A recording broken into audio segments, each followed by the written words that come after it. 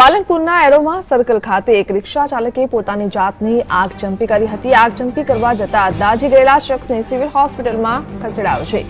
પાલનપુરના રિક્ષા ચાલક ઇમરાન સુમરાને 2 દિવસથી પોલીસે મેમો આપતા તેણે પેટ્રોલ છાંટી આ પગલું ભર્યું છે।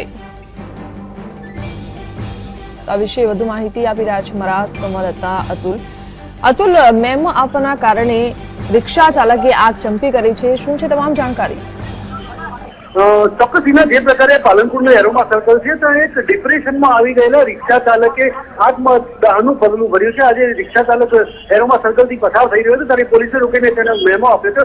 સતત 3 દિવસથી આ રિક્ષા ચાલકને મેમો અપાતો હતો, જેને લઈને લાગી આવ્યો હતો રિક્ષામાં પડેલું પેટ્રોલ પોલીસ ચાકીની સામે સળગી ગયો હતો। જોકે તેને સારવાર અર્થે અત્યારે સિવિલમાં ખસેડાયો છે, પરંતુ રિક્ષા ચાલકોમાં રોષ ફાટી નીકળ્યો છે। પાલનપુરનો જે એરોમા સર્કલ છે તેને રિક્ષા ચાલકોએ ચક્કા જામ કર્યો છે। જોકે પોલીસ પણ ઘટના પરંતુ અત્યારે જે પ્રકારે પોલીસ પર હપ્તા લેવાના આક્ષેપ લાગી રહ્યા છે અને જેમાં આત્મહત્યાનું પગલું છે તે ખરેખર ખૂબ ગંભીર બાબત છે। પરંતુ જે મેમો આપવામાં આવ્યો તે કાયદેસરનો હતો કે ગેરકાયદેસર રીતે તેને રોજ મેમો આપવામાં આવતો હતો?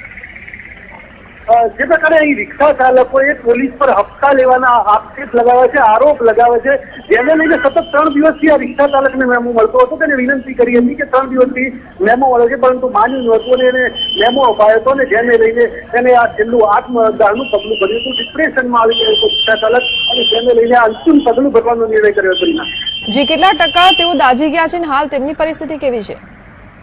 રિક્ષા ચાલક જે પ્રકારે અહીંયા પેટ્રોલ લઈને રિક્ષામાં પોલીસ ચોકીની સામે જ દાઝ્યો હતો અને જેને લઈને અત્યારે સિવિલમાં છે તે 50% ઉપરાંત આ રિક્ષા ચાલક દાઝી ગયો છે। જોકે અત્યારે તો જો ડોક્ટરોની સારવાર હેઠળ છે, એસપી ડીવાયએસપી સહિતનો પોલીસ સ્ટાફ પણ ઘટના સ્થળે છે, ત્યારે અત્યારે જે રિક્ષા ચાલક છે તે સારવાર હેઠળ છે। 50% ઉપરાંત આ રિક્ષા ચાલક દાઝી ગયો છે। જી, આભાર અતુલ।